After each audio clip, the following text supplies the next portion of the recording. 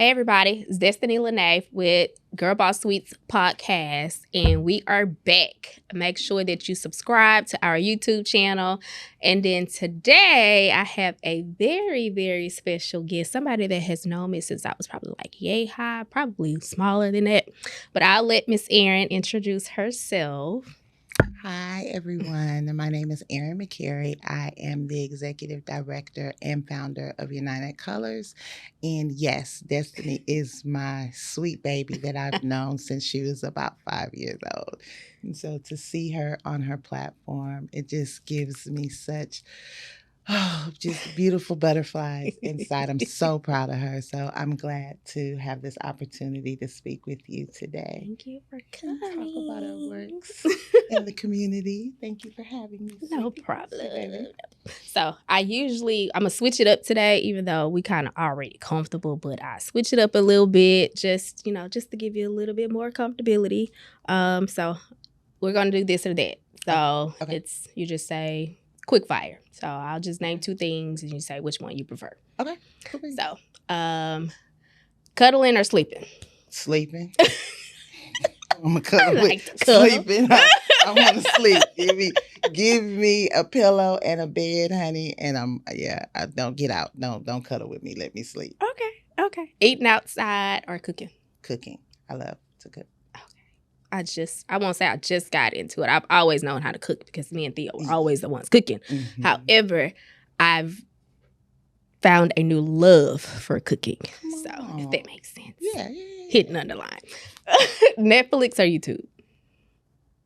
I'm old school Netflix. I won't watch them over. Me too. Yeah. Me too. Calls or texts? Calls. Me too. Well, it depends. That's what It depends.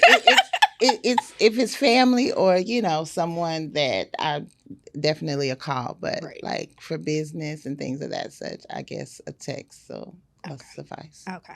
Let's see. Nice car or nice home interior? Absolutely nice home interior. Okay. Absolutely. Cardio or weights? Cardio. Okay. Cardio. I ain't good with I think cardio consistency, 'cause True. you can Right. the weights you have to kind of have a discipline to go and want to pick up, because I'm gonna pick up the 2-pound weight and be like, Listen, and it used to be the other way around for me until I started doing, because now I do 3 miles every Monday, Tuesday, and Wednesday. That's why you're together like that. I'm trying. Come on. Just saying. Yeah. But before that, jumping jacks and all that, just let me go ahead and jump into the, doing everything else. Right. Okay. Ocean or mountains? Ooh. Ocean. Okay.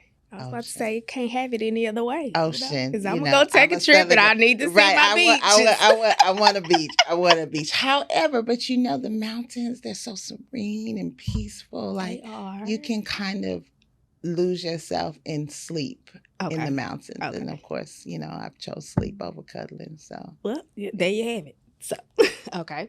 Cruise or a romantic retreat? I ain't getting on a boat. Really? Never. Titanic. It's so fun. Titanic resonates in my soul.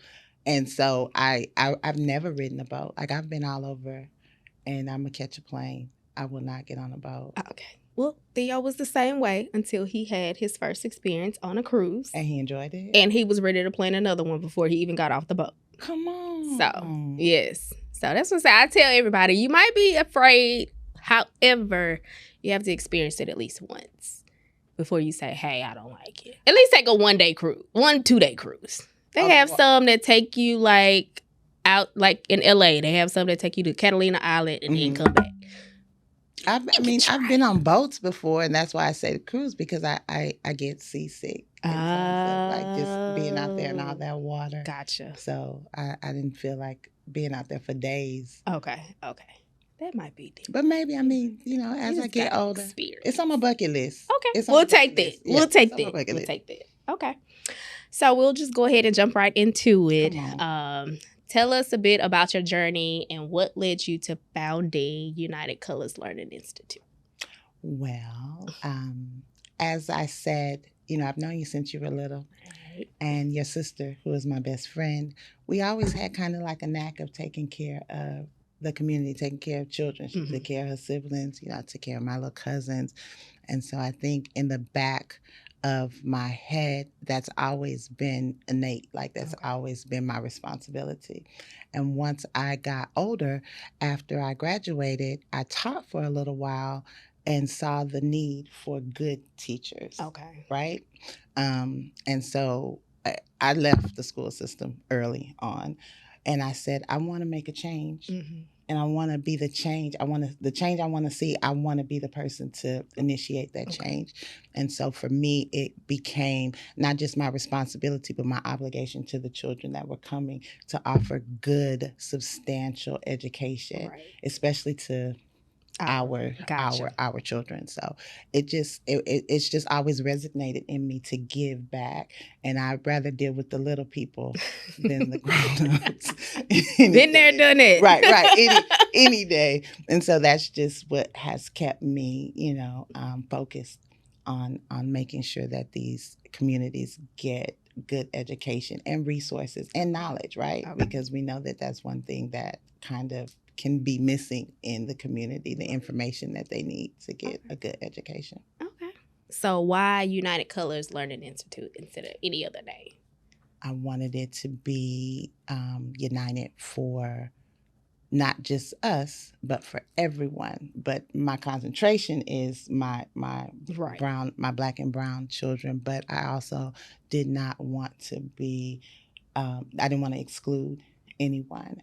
And I felt that United represented everyone.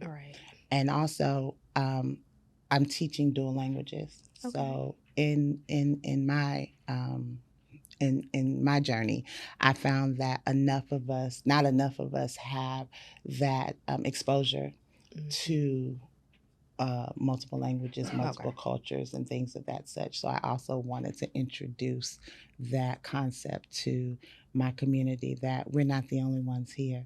And so let me show you, expose you to what else is out there. And so that's where the United and the colors came in. Okay. So what is your biggest inspiration with starting the Learning Institute? There's not enough of us. I mean, there's not enough good people. Say that they want to do the work, and there are actually people out here doing it, but the impact is not as such that the children are getting what they need. This generation is a hard one. 25 years ago, or maybe a little longer than that, but it was once upon a time, we had a natural fear of our parents and authority, and trust me, I know. And right. Listen, and it was that brought us to that phase of, I'm not going to do my children like that, and here we are in this generation of children who have no fear. Have jacked up. They don't afraid of nothing. They're not afraid of anything, right? And so how can you change that? I mean, you can't take it back. They've already seen, they've already, experienced that. I don't have to listen. You ain't my mama. I don't have to listen to you. You didn't raise me. You didn't this, you didn't that. So how do you change that? You change that by showing them that, these are not just the consequences of your actions, but this is a way of life that you will have to live if you continue this way. But if we show them that, hey, there's something better, right? They may be opposed to doing the wrong thing and switch over to doing the right thing. So my biggest inspiration is first God. He leads my steps. Amen. And secondly, that I want to make sure that my people know that there's something out there if you put in effort. There's something out there for you if you do the work, right? And I'm going to show you. I'm not going to just tell you. I'm going to show you how it's done and what you can do to get there. Okay. So when you first started United Colors, what is one piece of advice you wish you had received when you first started? That it was going to cost a lot of money. That's with any business. Right. That it was going to cost a lot of money, that people were going to say, oh, yeah, that's a great idea, and then leave you to your own devices to figure out how to make that idea pop, I want to, again, expose so many, but how can you do that when you're just digging in your own pockets, right? True. So I think I wish someone would have said, prepare yourself. Okay. Prepare yourself to really put yourself in a position to not just spend, but to exhaust all of your options. Right. Like, you beg, borrow, steal, whatever you have to do at this point. But I want to steal, but right, not steal, absolutely not. We're not gonna steal. But I tell people all the time, like, I'm not opposed to going to work at the grocery store, going to Uber, whatever I have to do to get the extra money to get it done. Absolutely not steal, but put yourself out there so that people know that, hey, you're doing the work. So maybe I'll hand you a couple of dollars to help you get it done, so. Okay. So what specific challenges do you think women face in the business world today? And how do you think United Colors is addressing those? Can we be honest? Absolutely. That's what this. Because you're my baby, sis. Of course. Can be honest. I believe we're too petty. We're gatekeepers. Absolutely. I believe women are in such competition with one another that we cannot come together collectively to make a bigger impact because we're so focused on the impact we make individually. Is that? Yes, absolutely. I think that is the biggest obstacle that I encounter, that I face with dealing with other Black women. It's not that they're not beautiful queens. It's not that they're not doing their thing. But guess what? If we all come together, right? You're good at this, you're good at this, I'm good at that. How much greater can we be? Like the impact can be so much bigger, but everybody's always concerned about, I'm not. And because it becomes so many people, they retreat or they go into kind of like that introverted, I ain't gonna deal with them or I'm not going here, or, I wish that wasn't the case for us. Unfortunately, you're right. I mean, because we just had this conversation Saturday at our collaboration over competition event with some other women, and they were like, "That's the biggest thing." Unfortunately, in Houston, there is a petty aura where people are like they want to hold their hand and they don't want to say, "Hey, let's work instead of working together." Just because you have a let's say you a caterer and this other person does hair, that doesn't mean that y'all can't come together and figure something out. Absolutely. In some kind of way. Like we had two people, one of them owns a nail salon, and then one of them owns a daycare. They were able to sit down and figure out, hey, maybe she can come to her daycare and do a nail class for her kids. Like it's a lot of different ways just because come together. Right. Just because the institutes don't necessarily match, that doesn't mean that you can't come together and come. Like I would think of a nail shop or a nail owner. If I have a daycare, my moms are running, so they can't always get to the nail shop. Exactly, right? So and that's exactly what she said. I have daycare services and I have nail services that I can come to your daycare and provide the parents with on the spot manicures or pet. I mean, there's so much. Exactly. Right. You know me, I'm always thinking outside the box. I'm like, you can do this, you can do that. However, but that's just, unfortunately, it's a lot of women that do not like working together.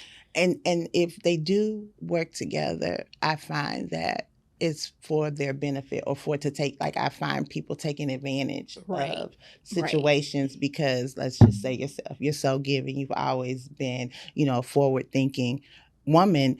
And I could see someone taking that as, oh, I'm going to get that from Destiny. I'll work with her until I trust me, with GirlBoss Suites, we get that a lot. You know what I'm saying?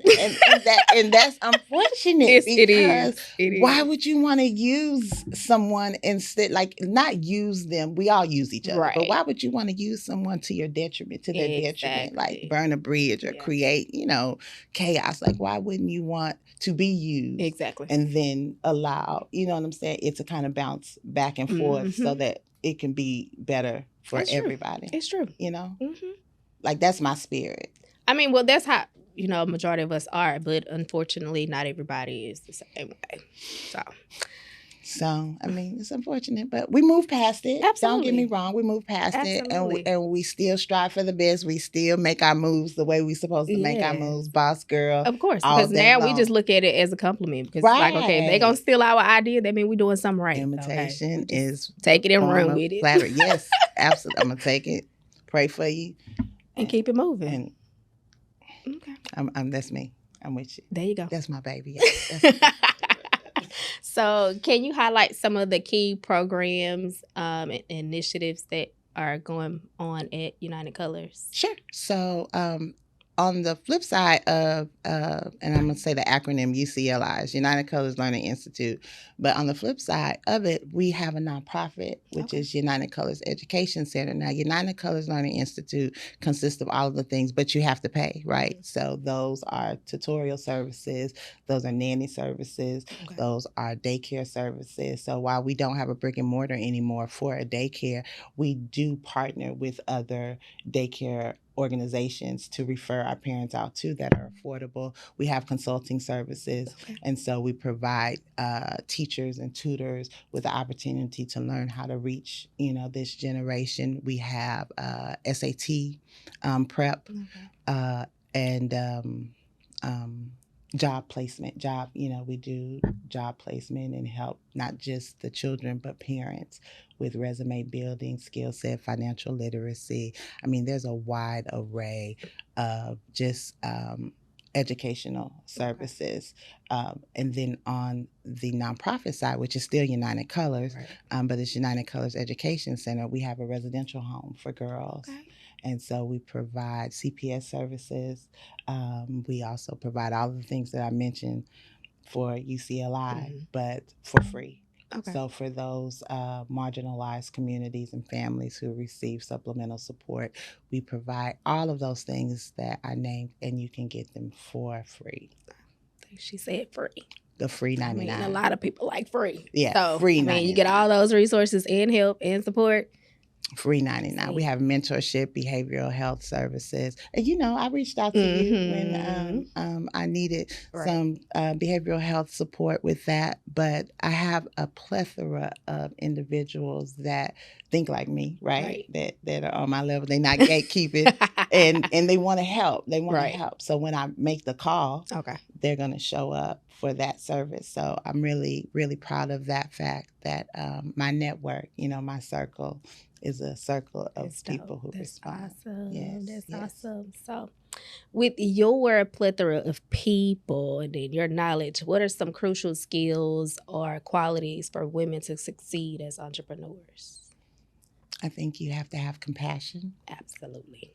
I believe that you have to have a dedication to whatever it is that you are putting the work in for. Because if you're not dedicated, somebody else can come and snatch your dream or tell you that your dream ain't nothing, and you believe that, right? I believe that you have to have a firm handle on like emotions. I believe in business, so many people take things personal. Oh, she didn't return my call. I text her, and I didn't get the response. Understand. We be busy. I believe that you have to have emotional regulation. Like that is a big part of being successful in business. You can't take everything personal. And finally, I think that you can't do it by yourself. Absolutely. I think that you have to have support and a team. You have to surround yourself with other like-minded individuals that push you, because and so many times I know I feel defeated. I feel so tired. It's not that I want to give up, but sometimes I just want to just go under a rock and just. My mama asks me all the time, when do you sleep? Well, I don't know. You sleep when you're dead. That's what I said. I don't know. When you, but exactly. And so, you have that support that says, hey, you hungry? Let me come and feed you. Let me, you know what I'm saying? Let me take a little bit of the pressure off so that you can get back to doing the good work that you do. Absolutely. So that's, for me, essential tips to being a successful entrepreneur. Okay. So given the diverse background of your students, how do you foster a supportive and inclusive environment? I'm available 24 hours a day. Okay. So I touch all my students. So I have about 150 students in the schools that I mentor and tutor in. I have about 75 online virtual students, and that's not just here in Houston. Those are in other cities as well. And I make myself available to them. I tell my team, I tell the people that I work with, we can't just say this is what we're doing. We have to show them. I tell people all the time, I take care of kids. Hey, don't do that. Don't do that. We have to walk the walk. We have to inspire by leading, by doing what we want them to do. I make sure that they feel valued. I value everyone that I come into contact with. I think that's a big thing in today's society, that people don't feel valued. They don't feel like their worth is putting forth any type of, you know what I'm saying, substantial change or whatever. So I like to show value in people and make people know from me, when you're with me, that I respect you. I incentivize with everything. So people say, "Oh, well, we see Miss Eryon, she got gifts," right? Because I want them to know that you're not just special to me, but you're unique individual in yourself, and I want you to know this, so that even when you leave me, if you're in front of someone who doesn't give you the same treatment, you know that you're valued in this way, and know your own worth. So what's one of your favorite, or give me one of the success stories from one of the students that sticks out to you? So I had this family last summer, family of 4. 2 brothers, 2 sisters, and the brother was 13. He didn't want to come to camp. He thought it was he was over it. He felt he was too old, and why mama? So the first couple of days, he was kind of sulking and melancholy, and he really didn't participate. And I went to him and I said, "What is it that you want to do? Like, what would you be doing if you weren't here?" And he was like, "Oh, I'd be playing my game and, playing basketball outside." I said, "Well, there are a lot of little boys here that are younger than you. Now, while I don't believe so one thing with me, I know technology is rising, but you're not going to be on your phone. You're not going to be playing, electronics all day. I like to interact with my students, right? So I'm talking to you. I'm finding out what your likes are."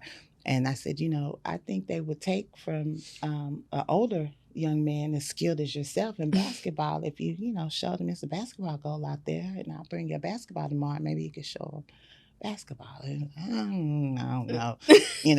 Next day, brought 2 basketballs in, and the little boys, it was probably like 9 or 10 younger little boys from ages like 6 to about 10. And they were like, "Oh, we could play basketball. We could play basketball." And they were out there just trying to shoot. And they looked just pitiful. Poor babies just looked pitiful.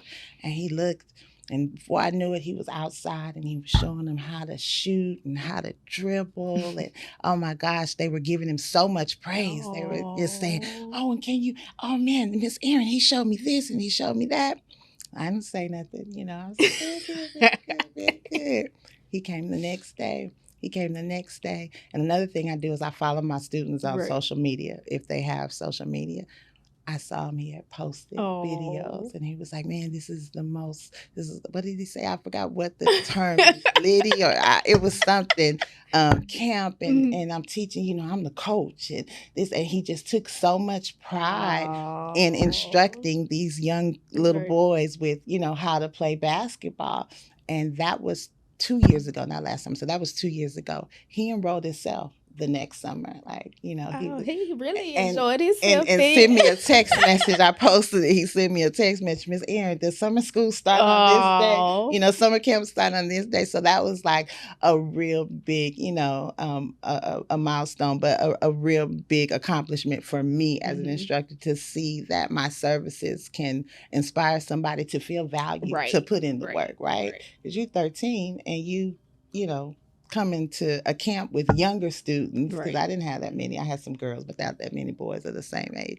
But yeah, it made me proud. It was like a proud auntie, proud moment for me. I was real excited. Okay. So outside of that, I know you're somebody like me that wears a lot of hats. How do you balance work, life, business? Like, how do you balance? How do you? And then you tell me. And then I'm a piggyback. You already know what I do, because I'm a travel. I'm going to go. Listen. That's exactly. So when I take my time, and that's exactly right. When you take your time for yourself, I just went to Africa, last year in August. I went to Chicago, for like, I'm going to take my time for me and, breathe, right? It may be far and in between that I do it, but I'm at least do 3 vacations a year somewhere. Overseas, somewhere on the beach, and somewhere, exclusive where I don't have to. Just don't be like me and take your laptop sometimes. I do. I take it. I don't never not take my laptop.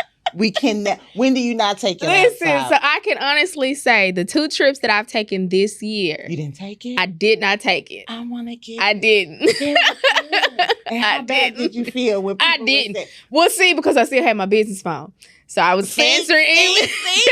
But I didn't do any work. I can honestly say the second trip, I didn't do any work at all. Okay. But when I was in DR in January, I did talk to 2 clients. However, I did not take the laptop. Very good. But that's a start. Right. So for me, that's a start. Right. I've never gone anywhere not taking my laptop. Yeah. Like, I literally feel, and excuse me, that is, I think, where I probably need to get better at balancing. Right. Because as the person who generally is the head of everything that's going on, or the glue that keeps everything together, it seems like if I step away for even a moment, right, like to take something, and if I what happened?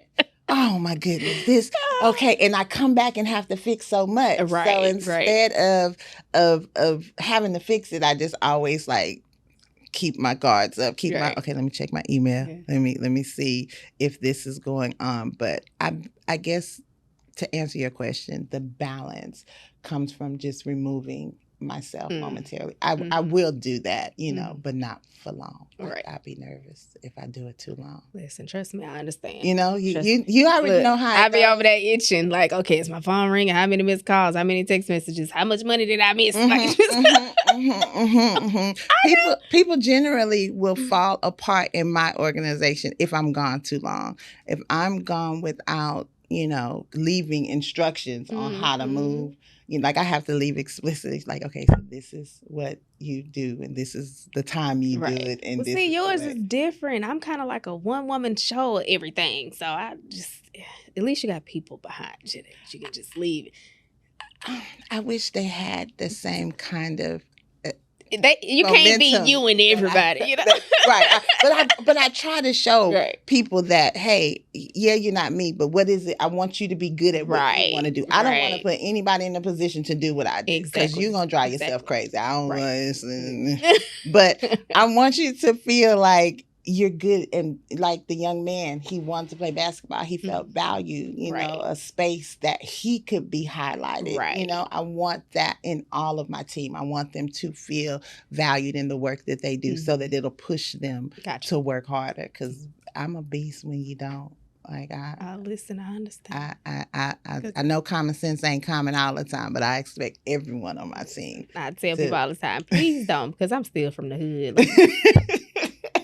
Please act right. Like, God is still working on me, baby. Every day.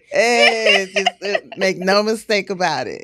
I'm human, but I'm just saying. Just don't play. Right. Don't. Not with this. This is what I'm passionate about. Exactly. This is not your ministries, or this is not what you're passionate about. I understand that, but don't come over here and mess up trying to mess this up for me, because I get really offended. I would get really offended when that happens. It doesn't happen often, but Look at you. Yeah.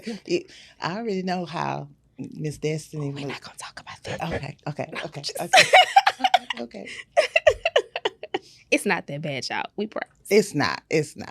But just, I know when it is. I already know. I am a Scorpio. So let's just, we can be your best friend. Just don't get on that side. Don't play. Don't play with her. She's been a firecracker since she was little. Just a little bit. So looking ahead, what are your aspirations and goals for United Colors in the next 5 years? I would like to be a household name. Okay. I would like families, communities to know that they have a place to go when they need answers. They have a place to go when they need resources. Okay. I want to not be a one-stop shop, because I believe it takes a village. Mhm. But I want my name to be synonymous in, oh, we can go here and find the answer. And if she doesn't have the answer, Mhm. if this organization doesn't give us what we need, they're gonna point us in the direction that we need to go. Okay. I want to have at least 3 more residential homes. Okay. Since this is girls, I would like to do boys. Okay. And I also would like to do aged out young adults. Right. So, I would also like to have a resource center that allows for people to come in. So as of now, we go to or we rent out spaces Right. to provide our workshops and our services.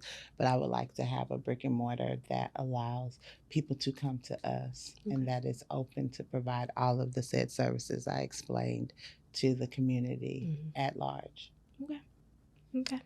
So I want you to look right in the camera, and I want you say, if you had to give advice to your 18-year-old self, knowing what you know now, what would it be? Stay the course. Stay the course, Erin. Trust the process. You are great. You're going to do great things. And with God, everything is possible. So don't give up. I love it. Okay. Well, that is Miss Eryon, everybody. So I'll let her tell you guys how to get in contact with her, all the ins and outs. Okay. Well, you can go on our website at www.ucectx.org. You can always call me. I have a public, you can Google me, Eryon McCary, but my phone number is always open to those in need, and that's 281-382-2463. If you know anyone that is in an abusive situation, that is at risk of losing their residence or needing a place to stay, I have resources to assist and help. If you need clothes, shoes, school supplies, please don't hesitate to call or log onto our website, and we have a form that you can fill out to tell us what you need, and we can provide those services to you, and we'll come to you. So anyone who needs it, I'm here to help, or at least put you in the right arena to get the help that you need. Thank you. Thank you for coming. Thank you, I enjoyed it.